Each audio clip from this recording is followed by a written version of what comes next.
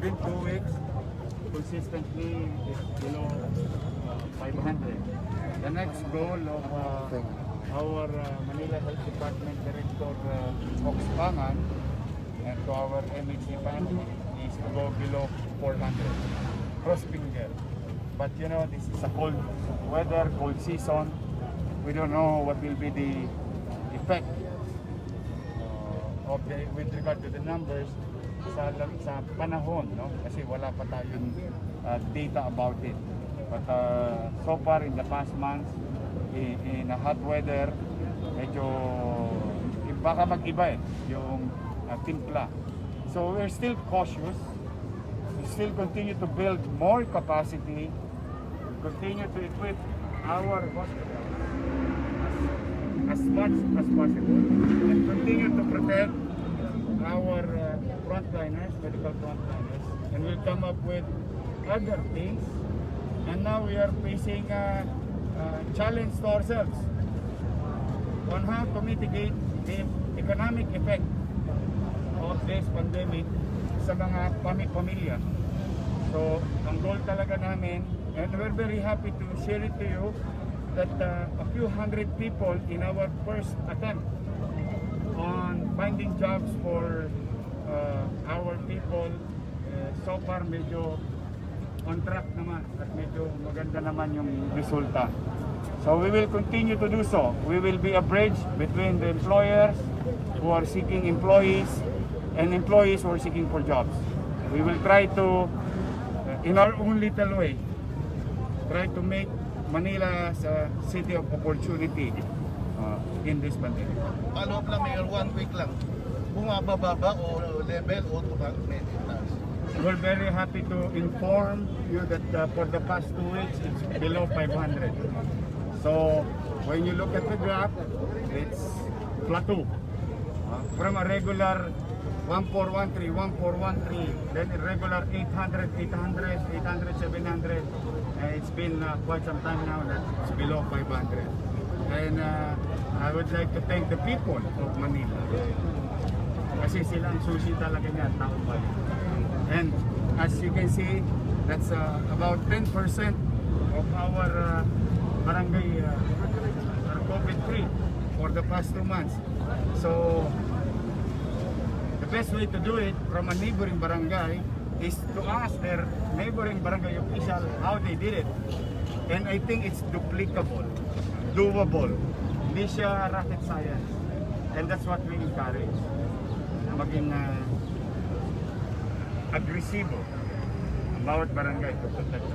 Yorme, holiday season na kayo ba? Bawal ba ang caroling? Bawal ba ang Christmas bazaar? Okay, that's a good question. So para mahanda na natin, thank you for the question. Bawal ang caroling sa Maynila. Oh. Bawal. So when you say bawal, don't attempt. We'll come up with guidelines, but we will not encourage. But having said that, bazaars will be open. In fact, I already tasked Director Levy Facundo last Friday to gather or possible Manileños na may mga produkto sa may talent, may skills. Yung naalala nyo, pinopromote namin sa Capital Report, mga produkto, mga gawa ng mga batang Maynila or hindi taga Maynila. I don't care. They're all welcome in Manila. In fact, we will put a place for them to have an opportunity to earn a decent living or extra savings and to provide an opportunity like jobs to others. No? Yung talagang linya natin. But rest assured that what happened in the agenda, how it was done, and nung natapos, nakita nyo naman na talagang modesty aside, nakita nyo naman na talagang naging maayos. So, we will do the same thing. And in fact, if the malls will do it, we'll support them.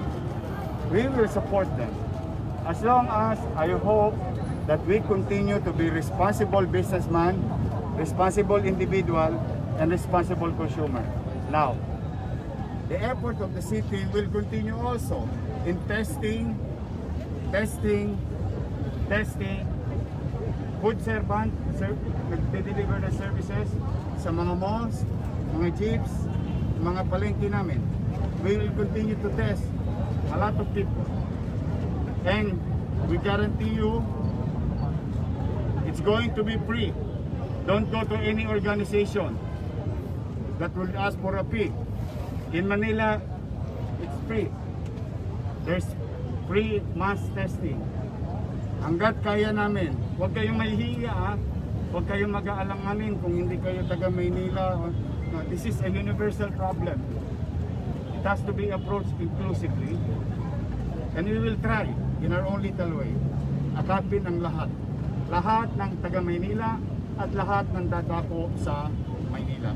To protect the consumer with regard to incoming activities in the city, like the question about bazaars. Para yung kumpiyansa ba ng utaw, nandoon pa rin. Yorme, ito sa caroling, napag-usapan nyo na ba ito sa MMC? Ano po yung collective decision? Well, I am not authorized to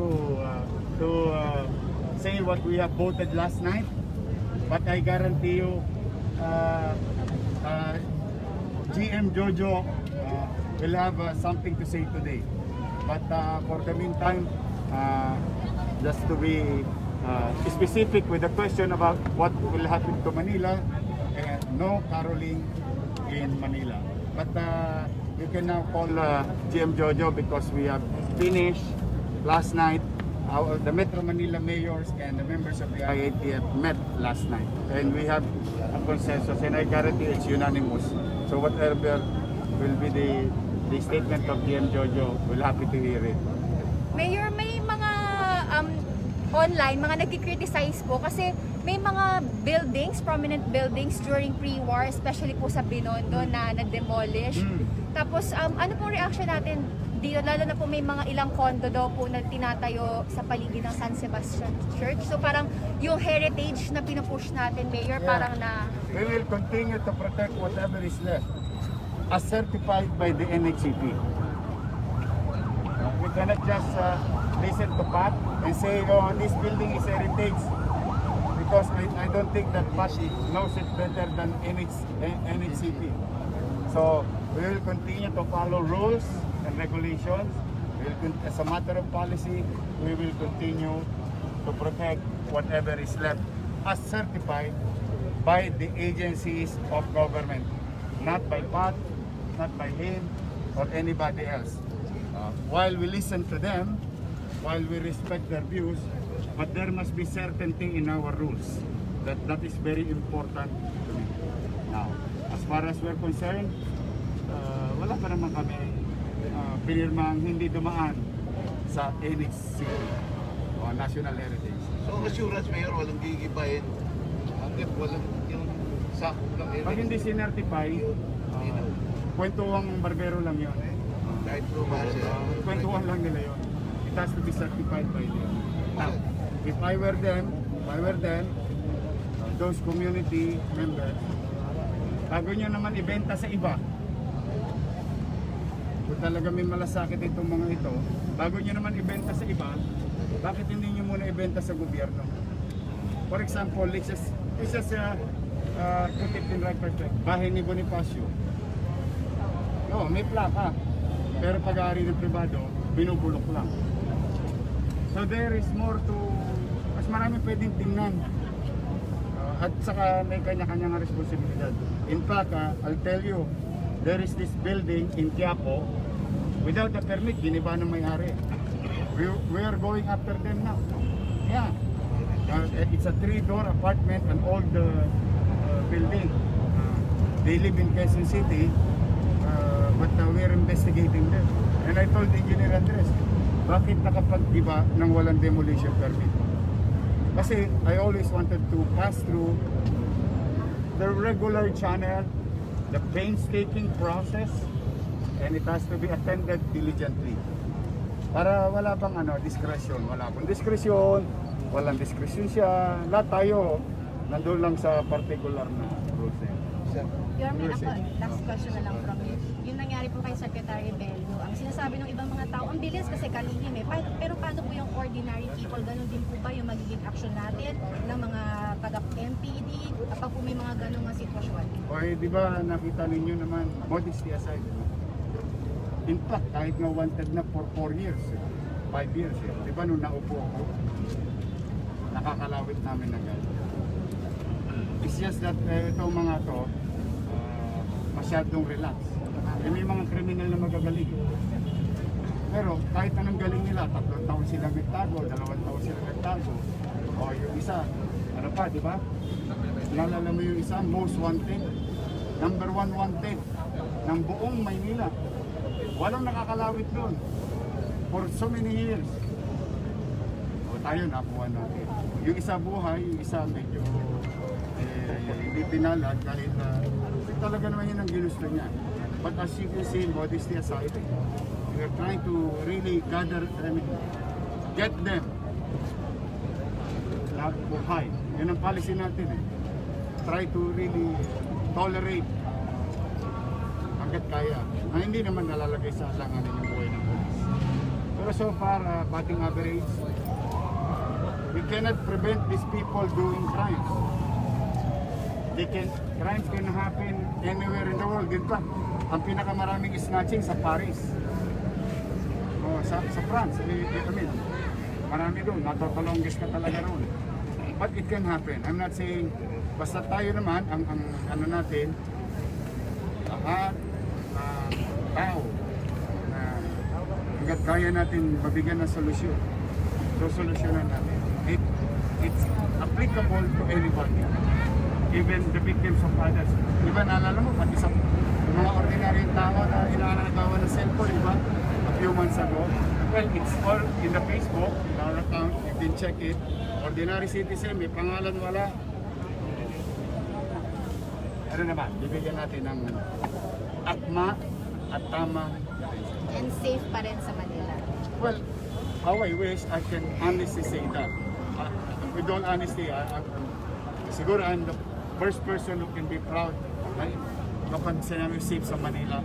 Siyempre ako na dapat magsabi. May posibilidad pa rin. May posibilidad na may mangyari mga petty crimes or other crimes in the city. The same thing will happen to other cities. But, ito lang ang garantiya namin. We do it here,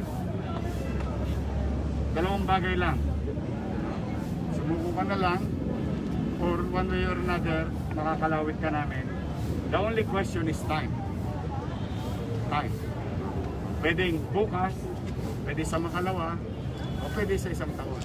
But we will go after you. So, stay away from Manila. So, ayun ang sigurong at the very least na masasabi. I really wanted it safe. But it's not a guarantee yet. It's not a guarantee yet. But we're doing our best to make it that way. Mayor, yung sa 100K po na cash incentive sa ating mga barangay, papatuloy ba natin to? Parang kumbaga may second batch pa tayo. Why not? They call it in economics, incentivize. Why not? You know, ganito ang logic ko, no? If I'm willing to spend hundreds of millions, 200s of millions, even billions, no? We are willing, the city government, to spend so much money just to save one person who are infected. Then, there is no point for us to think twice to give incentives to the barangay to keep their community healthy. Baka pataasin ko pa. Ang garantiya ko lang sa mamamayan, hindi naman tatanganan ni chairman nito eh. Hindi naman tatanganan to ni secretary treasurer eh. Pero ng barangay. Now, let's just say, ayoko naman silang pamunahan. Total, pera na lang ngayon. Na binigay ng syudad. Ayoko naman silang pamunahan. But like this one, Christmas, maraming nganga sa barangay nila. So, through these incentives, healthy yung barangay, ngayon, nakakagawa pa sila kasi wala ng pera barangay eh. You can go around, not only in Manila, you can go around in other cities. Maraming barangay na tukod na. dahil natoskas na lahat patungkol sa pandemya for the past 2 months. So if they have 100,000, then I have 1,000 family or 500 families in my barangay. I can do something and think of something na paano pagdating ng Pasko, walang nga sa bawat lamesa ng pamilya sa barangay nila. Hindi ko naman sila pangungunahan. But I'm just telling something that maramdaman, dahil naging mabuti kayo, dahil kayo sumunod sa amin, konting forbidyo man lamang. Yan yung logic. In economics, they call it incentives. And I will not hesitate, and I hope we can come up with other ways and giving incentives that addresses and focus on fighting coronavirus. Okay? Meron siya. Politics. Kumbaga, Yeah, okay lang. nasabi mo sa Pinoy Dominion, medyo kinag-rephrase na yan. Imamahani yung tutuloy yung proyekto. Yan ang gusto natin. Hindi, what does it implies? Bigyan mo ako ng laman doon. Hindi, kasi gusto natin, kaya tayo gumagawa ng, alam mo, pag nakita niyo yung batas tungkol sa parang kopyang HDB, yung Home Development Board sa Singapore, this is no ordinary ordinance. We're creating distinct or makapal na ordinansa to na inilahad na yung polisiya, inilahad na yung proseso, alam mo yung ina-address namin based on commentaries ng tao. Like for example, I'll give you one example. May mga request yung mga nangungupahan at empleyado na kung po pwede maka-avail sila ng programa. Which makes sense. While we address ISF, we can address simultaneously the working class. So it has to be included in the law. And this type of law that we're drafting, it includes investment. It includes principal growth, the equity growth. This is ano tawag ko dyan? Buong ecosystem. For that program to address housing in the city of Manila for the next 5, 10, 15 years or 20 years, even 50 years. I don't mind. This is going to be the Bible of how the city of Manila will address informal settlers and opportunity for those who are renters.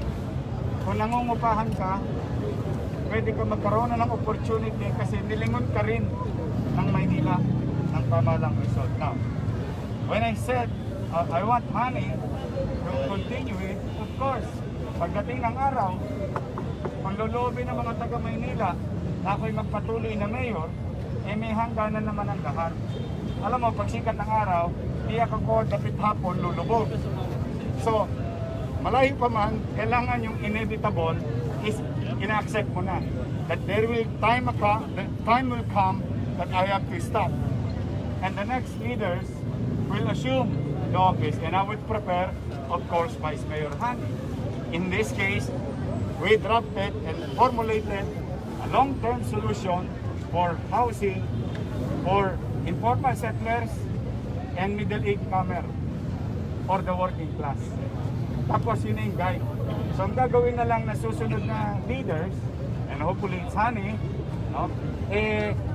Meron ng guide. Yun yung gusto ko talaga. Kasi ganun ginawa ni Lee Kuan Yew. He really, hindi lang siya nagtayo ng building, kundi pinalago, pinayabong niya yung pananalapi na galing doon sa programa na yun. At gugulong. Someday, somehow, self-liquidating yung ating housing project for everyone. So even these cameramen, someday, somehow, they can avail that program. Anybody who really do the 8-hour job, anybody. So makikita ninyo, through times, through patience, through meticulous study, and getting some reference from ISF, from squatter, sumunod na renter or 8-hour job individual. So yun ang gusto natin lumawak. Kaya gusto ko paggawa ng batas, it's literally that anybody can understand it. Meron ako, kasali na ako, posible ako, na paano ako magka-qualify, ay ito pala kaya mawawala na yung tolong bisan. So wala yung, ito favorite ko, ito ayaw ko, hindi. Ito equal opportunity sinabi. It can be a drawlag, it can be economic status, whatever it is. Basta gusto natin, gumawa ng North Star of housing, whether horizontal or vertical, but it has to be in city. So gusto ko dito rin para walang displacement. For opportunity for their children to acquire free primary, secondary, tertiary quality education, free better healthcare, access to better healthcare, and job opportunity when you live in the city. So yun yung mga makangarap na natin. But hindi lang siya laway, as you can see, it's being built. Now what we're trying to do now is the processes, how to have it. And I guarantee you, Pat, and I guarantee everyone, in these 3 buildings, some renters, an 8-hour job person, will benefit from this because alam namin may sobra. Tapos magre-reformulate lang, susunod, pihit-pihit na, squatter, squatter. So, magmi-mix yung demographics. Ayun yung ibig sabihin. Thank you.